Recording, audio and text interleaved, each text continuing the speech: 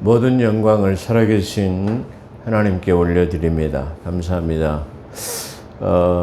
순천에 지금 눈이 한 2번 온 것 같아요. 많이는 오지 않았습니다만은 어제도 눈발이 막 날리는 걸 보니까 아주 오랜만에 내리는 광경이라 좀 감회가 깊고 아주 좀 청소년들처럼 마음이 들뜨기도 하는 그런 때였습니다. 순천은 특히 눈을 보기가 좀 힘들죠. 제가 순천에 내려와서 목회한 지가 강주에서 목회하다가 순천으로 내려와서 지금 23년째 되는데요. 23년 되는 동안에 눈 오는 걸 별로 보지 못했어요. 근데 올해는 지금 연거푸 한 2번 이렇게 눈이 많이는 오진 않았습니다만은 쌀이 눈이 쌓였습니다. 서울은 또 영하의 기온으로 많이 내려가서 아주 추운 날씨를 기록하고 있답니다. 특별히 건강에 유의하시고 이 코로나 이 독감을 걸리지 않으려면 몸을 따뜻하게 내의도 있고 또 목도리도 하고 그래야만 더 건강에 이렇게 체온을 2, 3도 더 상승시킬 수 있기 때문에 면역이 좋다고 합니다. 특히 독감에 유의하시기를 부탁의 말씀을 드립니다. 지금 유튜브나 일반 언론 매체에서 좀 많이 떠들고 있는 것은 소광석 목사라는 분이 주도해가지고 한기총 한국기독교총연합이라고 하는 이단 대책위원회 5분들이 정광훈 목사는 이단이다라고 했다가 지금 아주 혼쭐을 나는 모양입니다. 거기에 우리가 잘 생각해 보면 한기총의 분란 때문에 물론 원로들이라는 분들의 잘못 때문에 관선 변호사 김현성이라는 변호사를 한기총 대표 회장으로 임시로 보내왔습니다. 근데 이 임시로 보내온 김현성이라는 사람은 이 한기총 대표 회장 자리를 자기가 임시로 맡은 동안에 빨리 선거를 치러서 다른 대표자를 선출한 다음에 물러나야 되는데 물러나지 않고 이게 만행을 저지르는 그런 모습을 볼 수 있습니다. 왜 그러냐면 김현성이라는 사람은 예수를 믿지도 않고 그런 사람이 종교단체의 지도자를 대신하고 있다는 것 자체가 저는 참 이해하지 못할 그런 상황이에요. 왜 그러냐면은 그래도 한국에는 기라성 같은 큰 대형 교단들이 많이 있음에도 불구하고 믿지 않는 변호사가 종교단체의 대표를 하는 것에 대해서 묵인하고 있는 것은 대형교회 목사님들의 어떤 직무유기와 같은 것이다. 저는 그렇게 생각합니다. 우리는 2개의 정부를 섬기는 사람, 믿음의 사람, 그리스도인들은 2개의 정부를 섬기는 사람들입니다. 어떤 것이냐면 하나는 우리가 이 땅에 살고 있는 대한민국이라고 하는 살아가는 데에 법에 따라서 순종하는 삶을 살아야 하는 한 개의 정부. 그 다음에 2개의 정부는 보이지 않는 영적 세계에 예수 그리스도께서 통치하시는 그 영적인 정부, 이렇게 2가지 정부를 섬기고 있습니다. 이 우리 2가지 정부 중에서 믿음의 사람들은 하나님의 법의 우선순위를 두고 살아갑니다. 물론 믿지 않는 사람들은 세상의 법을 우선순위로 두고 살겠죠. 그러나 중요한 것은 우리 믿음의 사람들이 세상 사람들을 판단하고 심판할 수 있는 특별한 권한이 우리에게 주어졌다고 성경은 말씀하고, 너희는 세상에서 세상 사람들로부터 판단을 받지 말고 오히려 세상 사람들을 판단해서 책선하고 잘 가르치라고 하는 그런 말씀이 성경에 있습니다. 그렇기 때문에 우리는 믿음의 사람들은 세상 법보다는 하나님의 법을, 하나님의 명령을 상위법으로 먼저 우선 시행하는 사람들이 우리입니다. 그런데 저 믿지 않는 김현성이라는 작자가 한기총 대표회장을 하고 있으면서 가진 만행을 다 저지르고 그 소강석 목사라는 사람을 앞세워서 그 이단 대책위원회 사람들을 통해서 정광훈 목사를 이단으로 지칭하는 것은 아주 폐악적인 그런 현상이다. 그렇게 말씀드릴 수 있습니다. 왜 그러냐면은 이단으로 정죄하기 위해서는 특별한 논문이라든가 그 사람의 잘못된 신학적 사고를 소명 기회를 줘서 해명할 수 있도록 기회를 주고, 그럼에도 고쳐지지 않거나 소명하지 않으면 그때의 조직적 신학 바탕을 근거로 해서 이단으로 정죄하는 것입니다. 그런데 논문이나 그 사람을 권고하거나 아니면은 소명 기회를 주지 않고 이렇게 그 사람을 정죄하는 것은 아주 폐악적인 그런 행동이다. 사람들을 판단하고 리드해 가야 하는데도 불구하고 지금 이 한기총이라는 단체가 그런 작자들에 의해서 매도되는 것은 아주 심히 안타까운 일이고, 그 김현석이라는 작자는 속히 물러날 것을 이 자리를 통해서 선포합니다. 만약에 그가 지금 이런 폐악적인 행동을 계속한다면 살아계신 전능하신 하나님은 그 준엄한 심판을 그에게 내릴 것을 저는 확신하고 있습니다. 그렇기 때문에 잘못된 것에 대한 판단을 내린 분들도, 그런 목사님들도 회개하고 정광훈 목사님에게 사과를 해야 할 것입니다. 저는 무조건 정광훈 목사님을 두둔하지는 않습니다. 그분이 목회자이면서 민주투사로서의 자유우파를 이끄는 이제 투사가 된 그런 모양입니다. 가끔 보면 그분의 가격한 발언도 없지 않아 있습니다. 근데 그거는 그 어떤 민주화 운동의 투사적인 그런 기준으로서 많은 사람들을 호응을 받기 위한 어떤 가혹한 언어이다, 그렇게 생각할 수 있으나 신학적인 오류는 저도 발견하지 못했습니다. 그가 주장하는 사도적 직분, 선지자라는 그런 표현을 자꾸 쓰는데요. 선지자라는 용어는 정광훈 목사님에게만 특별히 부어진 것이 아니라 모든 하나님의 말씀을 아는 그런 사람을 선지자 또는 선견자라고 부를 수 있습니다.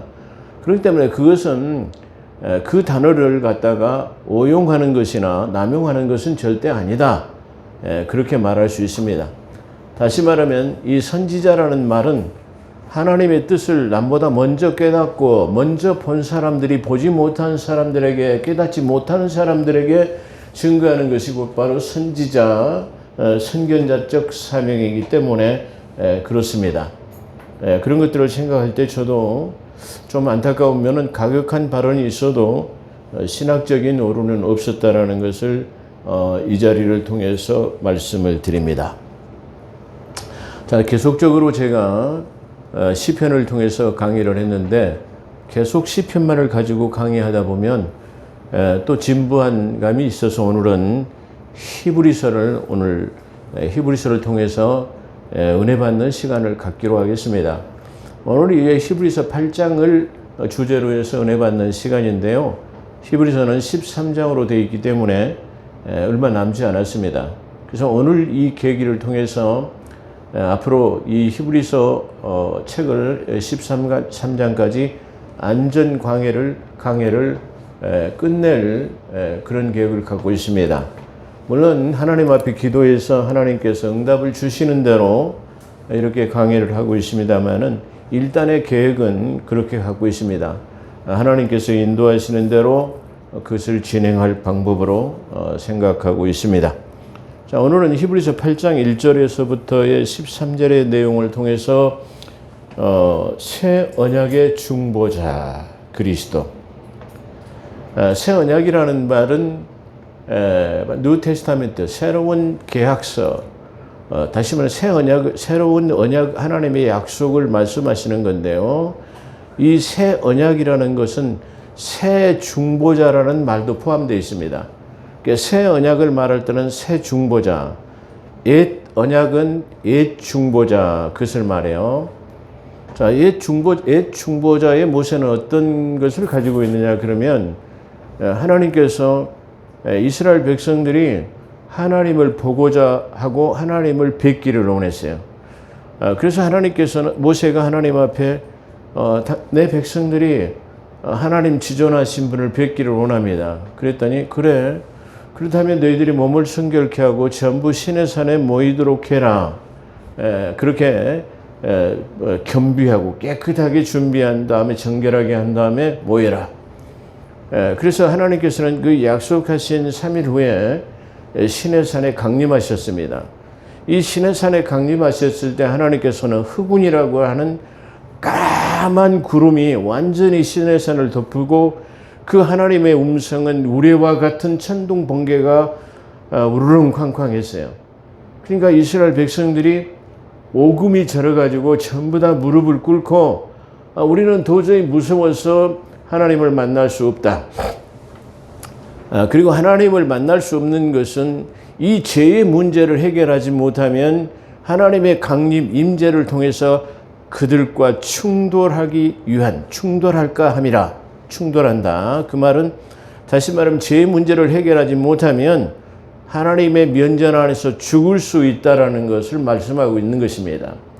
그렇기 때문에 이때에 두려움을 느낀 백성들은 제발 하나님의 임재, 하나님을 우리가 보지 않도록 해달라. 그래서 네가 가서 하나님을 만나고 하나님 앞에 말씀을 듣고 와서 그걸 우리에게 전해주라. 다시 말하면 그렇게 세운 것이 바로 옛 언약의 중보자예요. 그러니까 구약에는 모세를 통해서 하나님께 나아가고 하나님과 대면해서 백성의 뜻을 전하고 하나님의 뜻을 다시 받아가지고 백성에게 전하는, 그러니까 중간 가교 역할을 통해서 하나님께 나아가고 백성에게 전달하는 바로 구약의 중보자를 말하는 것이에요. 그렇기 때문에 옛 언약이라고 하는 것은 모세를 통해서 하나님 앞에 나갈 수 있도록 그러고 그렇게 하는 걸 말하고, 또 그 옛 언약의 중보자는 다시 말해 대제사장이라고 하는 아론을 세워가지고 아론의 후손들을 통해가지고 죄의 문제를 해결하기 위해서는 바로 1년 1차라고 하는 7월 11일 대속제일이라고 하는 1년에 한 차례만 지성소라고 하는 이 지성소, 성소 안에는 장막, 다시 말하면 장막이라는 것은 하나님께서 지으신 것인데 오늘 히브리서에 보게 되면 이 장막은 하늘의 모형을 둔 것이라고 말해요. 그래서 모세가 그 지시하심을 받아 그 식양대로, 그 지시하심을 받아서 그 식양이라는 말은 모형, 식양이라는 말은 원형의 폼이 하늘에 있고 그 하늘에 있는 원형을 갖다가 모세에게 보임으로 말미암아 그 원형의 폼에 따라서 지은 것, 다시 말하면 하나님이 주신 식양, 설계 도면에 의해서 지어진 그런 바로 장막을 말하는데, 그래서 이 장막을 다른 말로 말하면 장막 성전이라고 그래요. 그래서 이 좋은 말을 신천지 이만희가 자기의 성전을 짓고 거기다 장막 성전이라는 이름을 붙였습니다. 이 장막 성전이라는 말은 모세의 장막 성전을 말하는 것이기도 합니다. 근데 이 장막은 마지막 장막절에 예수 그리스도가 재림하시면 에스겔 성전이 재건되어지는 그 성전을 장막 성전이라고 부르는데, 그 장막 성전은 바로 에스겔 성전이라, 여호와 삼마라 불러질 것이라, 그렇게 에스겔서 48장 35절에 증거하고 있습니다. 자, 이런 것처럼 바로 장막이라는 이 장막은 바로 성소와 지성소로 둘로 나눠졌습니다. 그래서 이 성소와 지성소를 가르는 것은 그 휘장이라고 하는 곱게 짠 배실, 홍신과 청색, 자색, 쉽게 말하면 금실로 아주 두껍게 꼬고 또 꼬고 몇 겹을 꽈가지고 마치 양탄자처럼 이것을 두리워지게 되는 그 휘장이 갈려졌어요. 이 휘장은 1년에 한 차례만이 대제사장이 지성소를 들어가요. 근데 이때 지성소를 들어가기 위해서는 사람이 세운 아론의 혈통들은 인간의 흠이 있는 사람들이에요.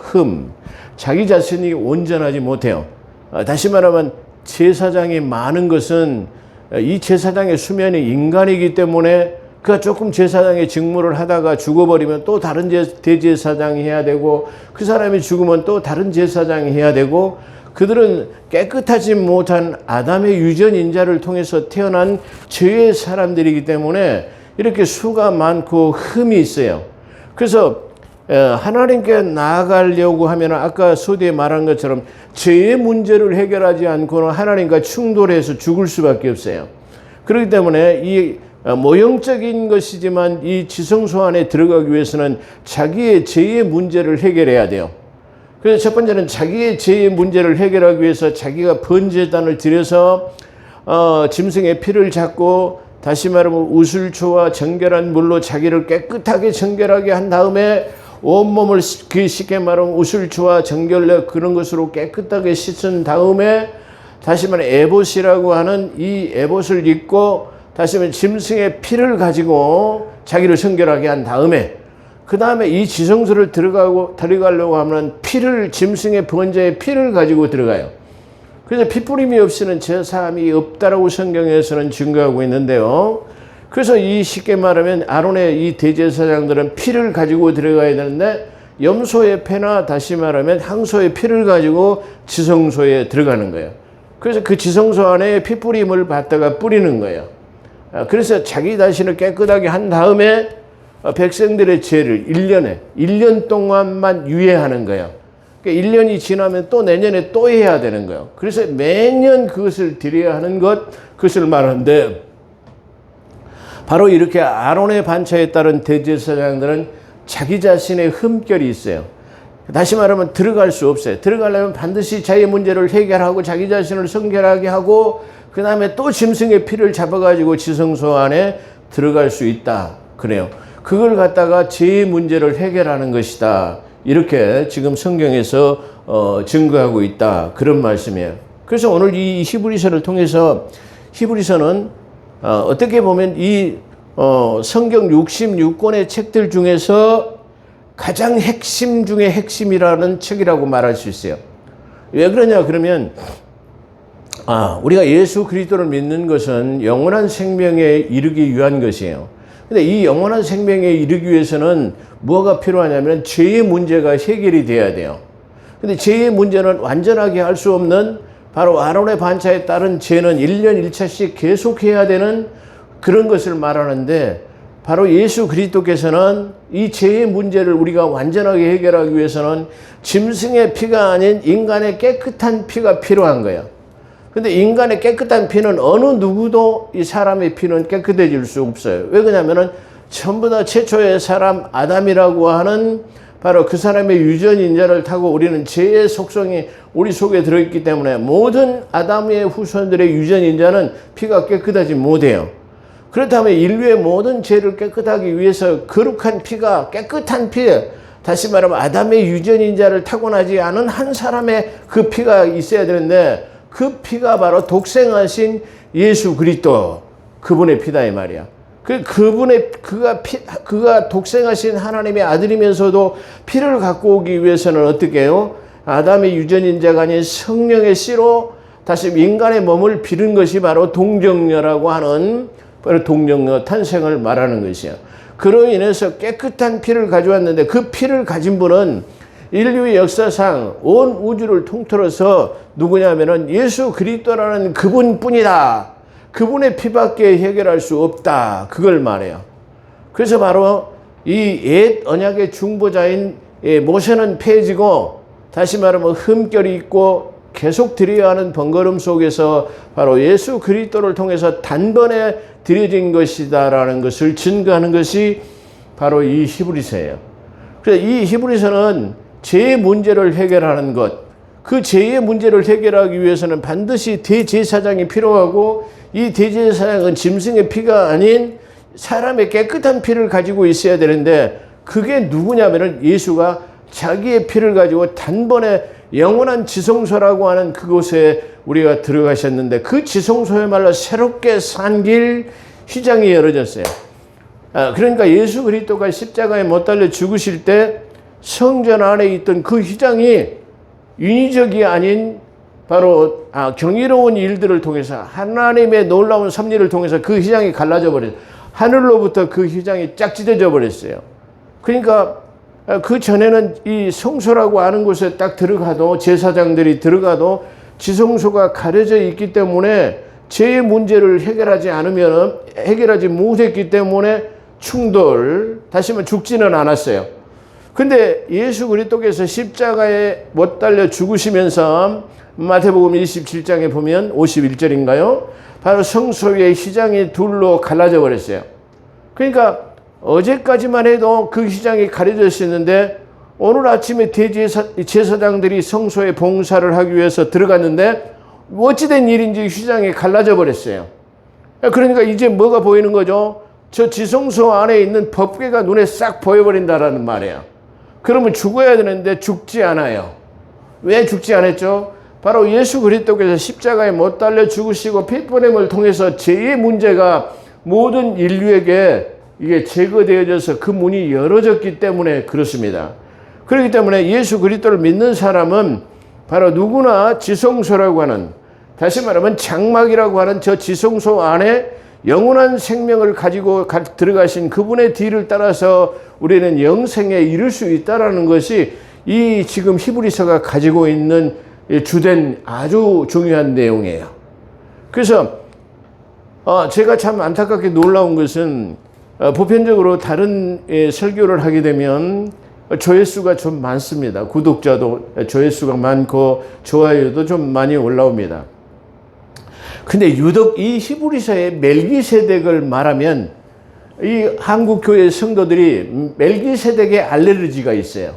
그래가지고 멜기세덱에 관한 가장 중요하면서도 이 성경 66권의 핵심을 가지고 있는 내용인데도 불구하고 그것에 대한 설교를 하게 되면 알레르기가 있어가지고 거기에는 조회수가 아주 현저하게 떨어지는 것을 보고 제 마음속으로는 참 안타까운 그런 마음을 가졌어요.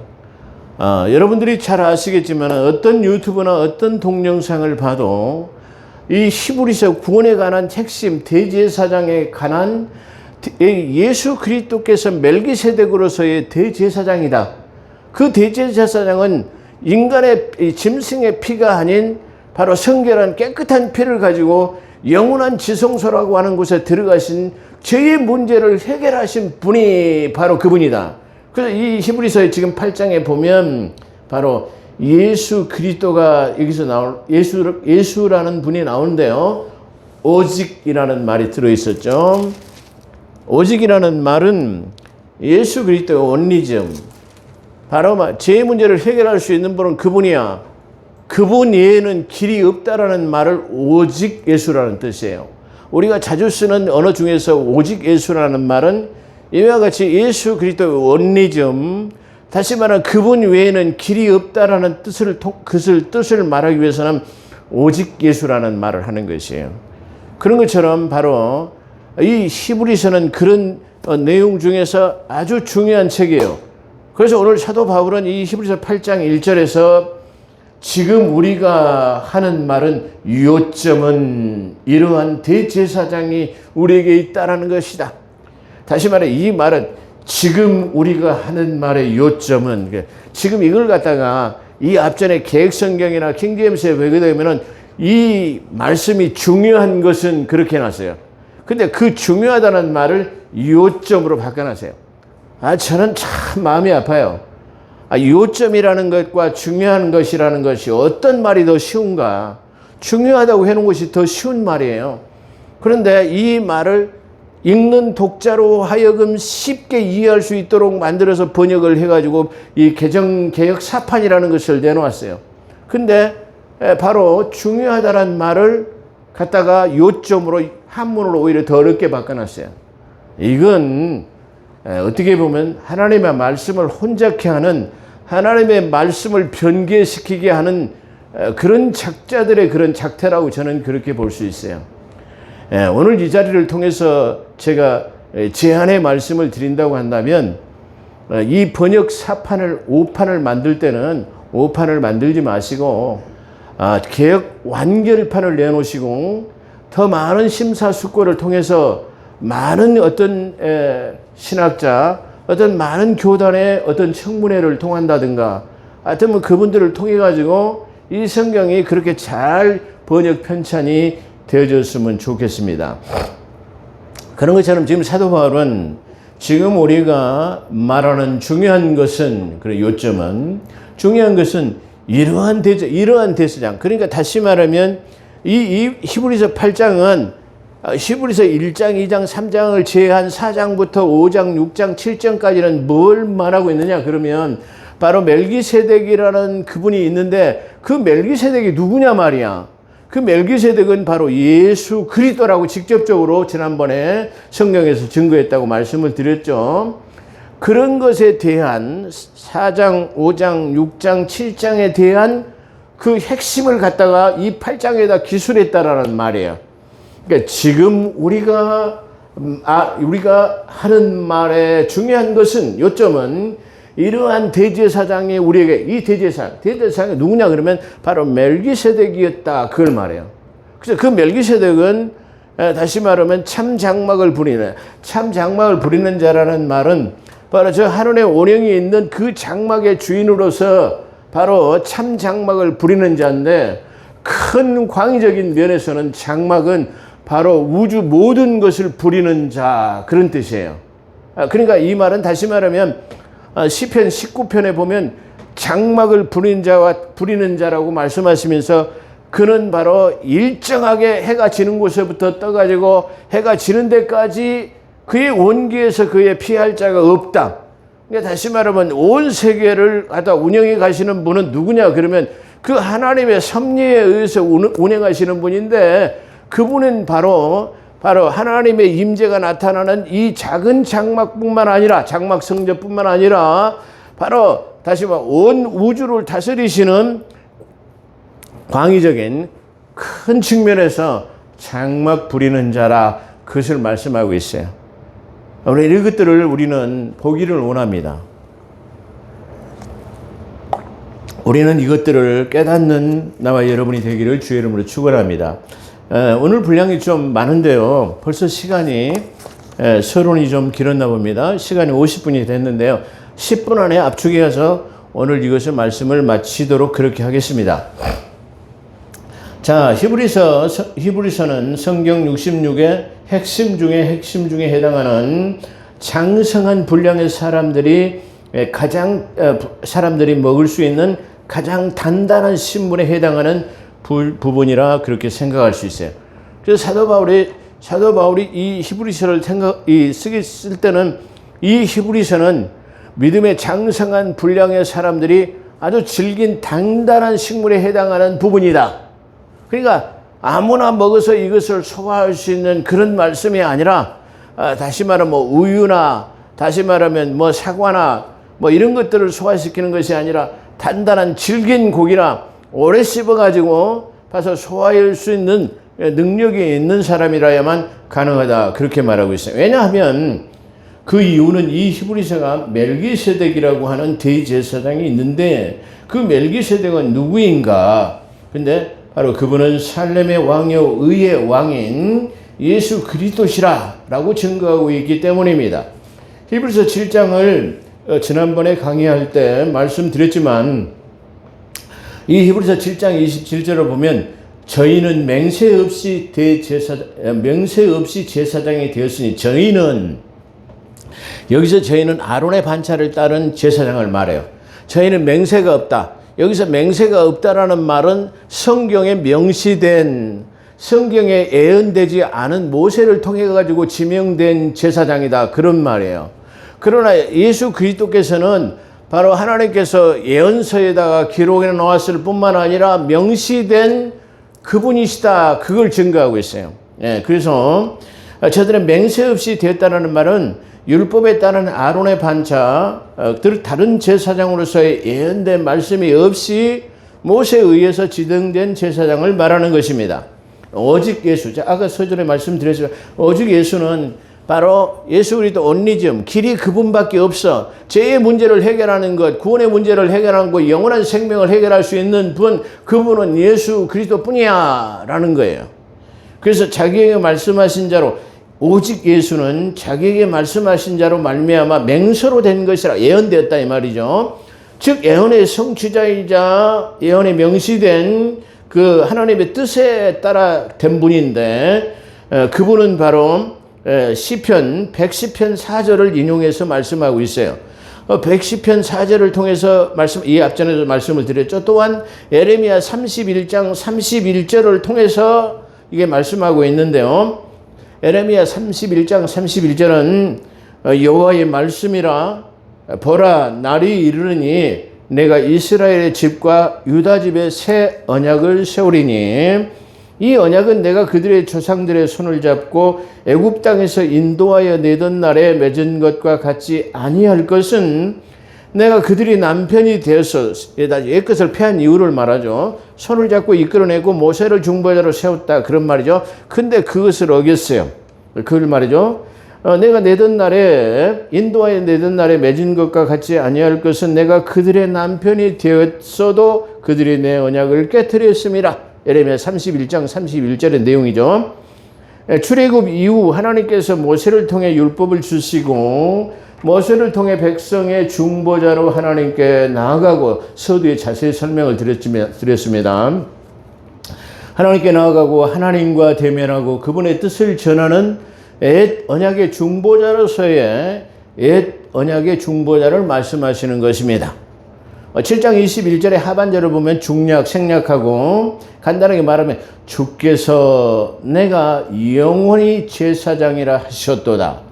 누구를 말하냐? 예수. 주님께서 영원한 대제사장이 되었다라고 7장 21절 히브리서 하반절에 말하고 있다. 이와 같이 예수는 더 좋은 언약의 중보가 되셨느라. 성경에 딱 이렇게 명시해.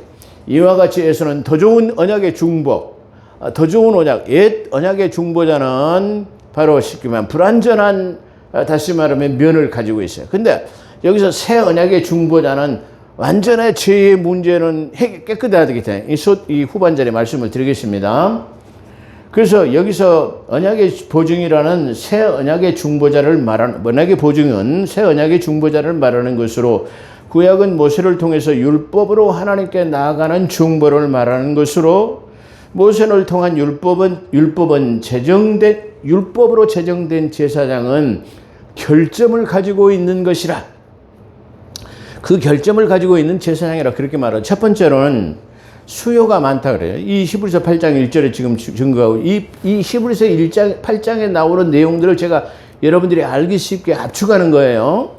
자, 첫 번째로 수요가 많은 것은 유한한 존재로서 죽음으로 계속 교체를 하는 것이라 그런 말이에요. 예. 계속 교체를 하는 것인데 그러나 예수 그리스도께서는 영원하신 분으로서 무한하신 분. 아까 지금 이 사람이 세운 제사장은 유한 끝을 가지고 있어 자주 바꿔야 돼요. 근데 하나님은 무한하신 영원히 계신 분이기 때문에 그걸 바꿀 필요가 없다라는 것이에요. 예, 그 직분이 갈리지 않는 것이라. 예, 두 번째 24절 그러므로 자기를 힘입어 7장 24절이죠. 그러므로 자기를 힘입어 누구? 예수 그리스도를 힘입어 그런 말이에요. 자기를 힘입어 하나님께 나아갈 수 있으며 예수 그리스도를 통하지 않고는 저 지성소라고 하는 영원한 세계에 이를 수 없다라는 거예요. 누구를 힘입어? 예수 온리즘. 그 예수 그리스도 밖에는 의지하지 않고는 그에게 나아갈 수 없다라는 거예요. 그들은 온전히 구원할 수 있으니 그들 모든 사람들을 이는 그 이유는 그가 항상 살아 계셔서 저희를 위하여 간구하심이라. 히브리서 9장 7장 25절. 두 번째로 인간의 반차, 모세에 의해 세워진 인간의 반차에 따른 아론의 제사장은 결점이 있고 흠이 있어 자기 자신을 위해 번제를 드린 다음에 서두에 말했죠. 하나님께 나아갈 수 있으며 날마다 제사를 드려야 되는데 중보자이자 단번에 속죄의 사역의 중보자가 되신데 그분은 바로 단번에 사역을 이루는 더 이상 짐승의 피해가 필요 없는 인간의 완전한 그 모형으로 해결하신 분, 그분이 계신데 그분이 그리스도시라. 네. 26절 이러한 대제사장이 우리에게 합당하니 이러한 대제사장이 계시니 그런 뜻이에요. 이러한 대제사장이 우리에게 합당하니, 그러니까 계시니 거룩하고 악이 없고 더러움이 없고, 그렇게 이분이 완전하고 깨끗한 거예요. 아까 인간은 다른 말로 말하면은 거룩하지 못하고 악이 있고 더러움이 있고 죄의 문제를 해결하지 못하고 그런 뜻이에요. 근데 이 대제사장이 우리에게 계신데 이 합당하신 분은 첫 번째는 거룩하고 악이 없고 더러움이 없고 죄악에서 죄의 문제에서 떠나 계시고 하늘보다 높이 계신 분이라. 제가 저 대제사장들이 먼저 자기의 죄를 위하여 아론의 반차를 말하죠. 죄를 위하고 다음에는 백성의 죄를 위하여, 제가 서두에 말했죠. 자세하게 설명했어요. 백성의 죄를 위하여 날마다 제사 드리는 것 같이 할 필요가 없으니 이는 예수께서 단번에 자기를 드려 이루셨음이라. 짐승의 피가 아닌 깨끗한 사람의 피를 말하는 것입니다. 28장. 율법은 약점을 가진 사람들은 율법의 약점을 가진 제사장으로 세웠으나 율법 후에 첫 언약 후에, 옛 언약을 말하죠. 옛 언약 후에 하신 맹세의 말씀은 영원히 온전케 되신 아들을 세우셨느니라. 7장 28절에 말해요. 누구요? 이게 흠이 없는 누구요? 첫 언약 후에. 이 첫 언약은 완전하지 못했기 때문에, 다시 말하면 완전했다면 두 번째 것을 세우지 않았는데, 첫 번째 세운 것은 실로가 오시기까지, 예수 그리스도가 오시기 전까지만 임시적으로 하신 거였는데, 그분이 오셨기 때문에 첫 번째 세워진 것은 옷이 낡아진 것처럼 바꿔 입어야 할 필요가 있다라는 것을 말하고 있습니다. 그러므로는 바로 4장, 5장, 6장, 7장을 연결해서 그 모든 것이 그런 뜻이에요. 그래서 그러므로 8장 1절에 이제 하는 말의 요점은, 중요한 것은 그런 뜻이에요. 서두에 말한 것처럼 이러한 대제사장이 우리에게 있는 것이라. 이러한 대제사장, 다시 말하면 멜기세덱으로서의 모든 문제를 해결할 수 있는 첫 것이 아닌 완전한 새 언약의 중보자가 있는 것이라, 그런 뜻이죠. 그가 하늘의 위엄의 보좌 우편에 앉으셨으니 성소와 장막을 부리는 자라. 이 장막은 주께서 베푸신 것인데, 주께서 이 장막 성전은 주께서 이 히브리서에서 나중에 지금 얘기하고 8장 후반절에 지금 얘기하고 있죠. 예. 다시 말하면 예수께서 만일 땅에 계셨다면, 히브리서 8장 4절, 예수께서 만일에 땅에 계셨다면 제사장이 되지 아니하셨을 것은, 이는 율법에 따른 예물을 드리는 제사장이 있어요. 예. 근데 하늘에는 제사장이 없다라는 말이에요. 땅에는 있어요. 그래서 하늘의 제사장이 깨끗한 피를 가지고 지성소에 들어갈 분이 있어야 되는데, 그분이 예수 그리스도다. 그걸 말하는 거예요. 그래서 그들이 섬기는 것은 하늘에 있는 것들의 모형, 그들이 섬기는 것, 아론의 반차에 섬기는 것은 하늘의 모형에 따라서, 지금 쉽게 말하면 이미테이션, 장난 같은 것이에요. 근데 원형, 실형, 원형, 폼, 원래의 것은 바로 쉽게 말하면 이 인간이 세운 것으로서는 해결할 수 없어요. 그분은 멜기세덱이라고 하는 만왕의 왕, 하나님만이 그 왕으로서의 지성소에 들어갈 수 있다라는 거예요. 그들이 섬기는 것은 하늘에 있는 것들의 모형, 그림자와 같은 것이에요. 모세가 장막을 지으려 할 때 아까 서두에 말씀드렸죠. 지시하심을 어둠과 식양, 모양에 따라서 지시하심에 따라서 어둠과 같으니, 이르되 삼가 모든 것은 산에서 내게 보이던 본을 따라 지으라 하셔. 신의 산에서 말했죠. 신의 산에서 이렇게 지어라. 그래서 그것의 지시하심에 따라서 지은 것이다. 그러나 이제는 그의 더 아름다운 직분을 얻으셨으니 그의 더 좋은 약속으로 세우신 더 좋은 언약의 중보자시니라. 완전하게 나갈 수 없다. 근데 이분이 아름다운 직분, 새로운 언약의 중보자가 되셨다는 말이죠. 그 첫 번째 언약이 모험하였다면 둘째 것을 요구할 일이 없었거니와, 그들의 잘못을 지적하여 말씀하실 때 주께서 이르시되 볼지어다 날이 이르니 내가 이스라엘의 집과 유다, 히브리서 아까 말한 예레미야 31장 31절을 지금 이 히브리 기자는 증거하고 있는 것이죠. 그걸 지금 여기서 인용하고 있는 거예요. 내가 이스라엘 집과 유다 집에 더불어 새 언약을 맺으리라 그랬죠. 31절에 후반절에 또 주께서 이르시되 이 언약은 내가 그들의 열조를 손잡아내고 애굽 땅에서 인도하여 내던 아까 서두에 제가 자세히 설명을 드렸어요. 내던 날에 그들과 맺은 언약과 같지 아니하도다. 그들은 내 언약 안에 머물러 있지 아니하고 내가 그들을 돌보지 아니하였다. 내 언약에 머물지 않아요. 그 안에 들어와 있어야 제가 언제 설명했죠. 조명이라고 하는 것은 바로 그분의 영역, 다시 말해 자기 처소에 있을 때 가능한 거예요. 자기 처소라고 하는 자기 위치에 있는 거예요. 장로는 장로 위치에 있어야 거기 하나님께로부터 이게 쉽게 말하면 조명이라고 하는 하나님의 성령의 조명, 성령의 역사하심을 받을 수 있어요.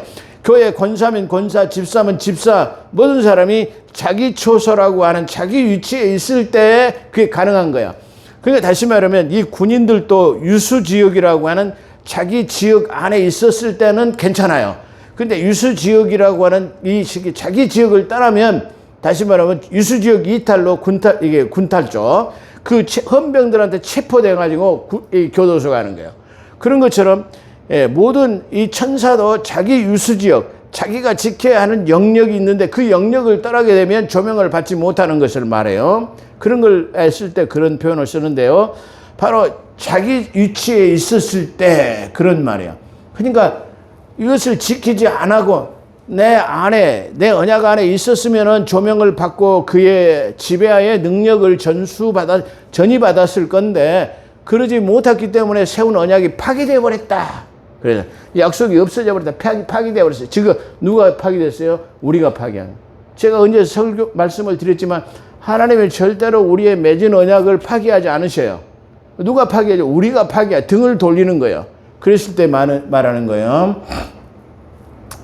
그랬을 때 내 언약 안에 머물지 않았어요. 다시 말하면 지역을 유탈해 버렸다 이 말이에요. 자기 처소를 떠나버렸어요. 그래서 내가 그들을 돌보지 아니하였노라. 또 주께서 이르시되 그날 후에는 내가 이스라엘 집과 맺은 언약은 이것이라 내 법을 그들의 생각에 두고 법을 어디다 둔다고요? 생각에 둔다. 생각에 두고 그 다음에 일단 마음에 둬요. 그러니까 우리는 마음의 생각과 마음의 의도를 통해서 하나님을 배반하는 거예요. 뭐 어떻게 나는 하나님을 배반한 적이 없다고 하는데 뭘 통해 배반하는 거예요?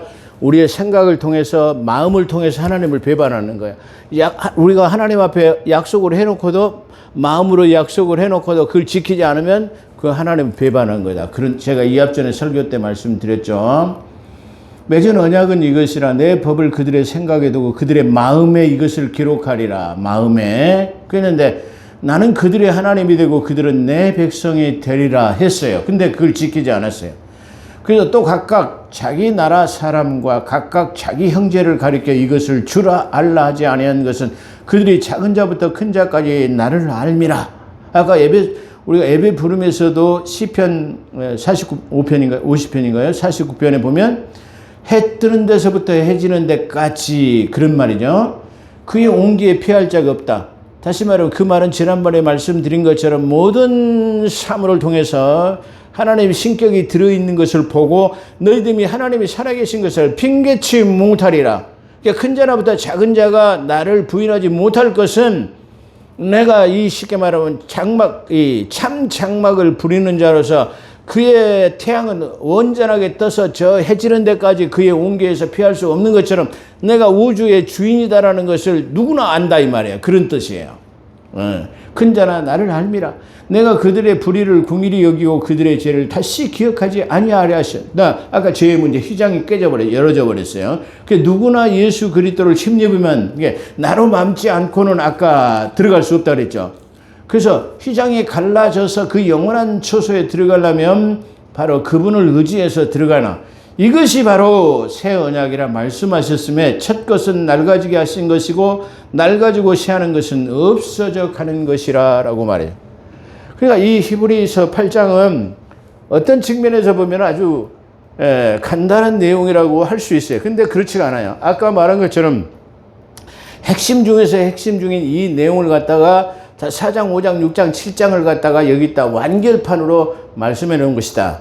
그렇기 때문에 이 지금 완결에 관한 것은 9장에서도 일부 계속될 것이고 10장에서 결론을 맺고 그 다음에 그렇다고 한다면 믿음의 사람들이 어떻게 살아야 될 것인가를 히브리서의 11장 믿음장에서 설명하고 있다. 그렇게 말할 수 있어요. 그렇기 때문에 이 히브리서 8장과 9장과 10장은 이 히브리서 13장으로 되어 있는 책 중에서의 가장 핵심적인 가장 중요한 부분에 이르렀다고 말할 수 있습니다. 그러므로 이제 하는 말이 중요한 것은 이러한 대제사장은 우리에게 있는 것이라. 그가 하늘의 위엄의 보좌 우편에 앉으셨으니 성소와 참 장막을 부리는 자라. 이 장막은 주께서 베푸신 것인데 사람이 한 것이 아니요 사람이 할 수가 없어요. 이 장막은 다시 말하면 하나님께서 하늘의 모형을 통해서 하늘에서 만들어진 것을 보이셨는데 이 장막은 아무나 할 수 없어요. 이 장막은 모세를 통해서 하나님의 식양대로 보인 거지만 저 영원한 성소의 참 장막, 다시 말해 하늘의 그 장막은 멜기세덱이라고 하는 대제사장이 인간의 손으로 짓지 않은 하나님이 지으신 그 성소가 하늘에 있다. 그 하늘에서만이 멜기세덱만이 인간의 모든 죄를 갖다 해결할 수 있다. 그걸 말해요. 얼마나 참 놀라운 것이죠. 그래서 이것은 사람이 한 것이 아니요 사람이 할 수 없는 것이라. 다시 말해 성소와 장막은 사람이 손으로 짓지 않은 하늘의 것으로 온영을 말한 것으로 참 장막은 아까 말씀드린 것처럼 시편 19편 참 장막은 우주 전체를 가리키는 내용이기도 하다라고 말씀드렸습니다. 오늘 여기까지 마치겠습니다. 기도하겠습니다. 거룩하시고 자비로우신 하나님, 지난 시편에 이어서 오늘은 하나님의 히브리서를 통해서 귀한 은혜 받는 시간이 되었습니다. 예수 그리스도만이 우리의 죄의 문제, 예수 그리스도만이 영원한 생명에 들어갈 수 있는 지성소, 새롭게 열린 영원한 곳에 들어갈 수 있다는 것을 설명하는 것이 바로 이 히브리서인데, 이 구원에 관한 핵심의 문제를 여기서 말씀하고 계십니다. 우리 믿음의 사람들이 이 히브리서를 아주 애독하는, 자주 상고하는 말씀이 되어서 자유함을 누리고 영원한 생명에 이룰 수 있는 그런 복된 귀한 책으로 하나님 함께하여 주심을 진실로 감사드리며 오늘도 우리와 함께하신 예수 그리스도 이름으로 감사기도 드리옵나이다. 아멘.